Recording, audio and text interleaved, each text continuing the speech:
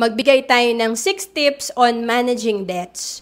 Una is itemize all outstanding debts. Magkano ba yung interest rate ng utang mo, yung term, yung balance, and magkano yung minimum payment. Kailangan ilista natin to para magawa natin ng solusyon, mabayaran natin ng unti-unti.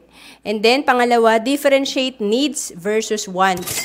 Kapag hindi natin na-disiplina yung sarili natin, bili lang tayo ng bili, talagang hindi mauubos ang ating utang. At kapaligtaran pa, imbis na maubos, mas madadagdagan pa to. And then, pangatlo, list daily expenses. And part ng ating disiplina, yung tinitignan natin yung mga daily expenses natin. Kasi ang dami natin ginagastos na worth 100 pesos, pero mga wants lang pala to. And pwede nating matipid at pandagdag sa ating utang. And then, pang-apat, summarize monthly expenses para mache-check mo kung mahihit mo ba yung goal mo, kung magkano yung iaalat mo sa utang mo.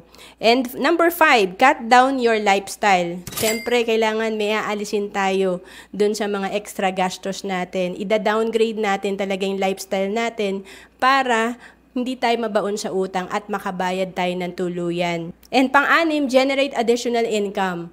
Ito yung pinakamagandang tip. Dapat magkaroon tayo ng part-time career or business para meron tayong extra income. Mas mabilis tayo makakabayad sa utang. To know more about savings and investment, message mo na ako sa Facebook, Roanne Celis Capistrano.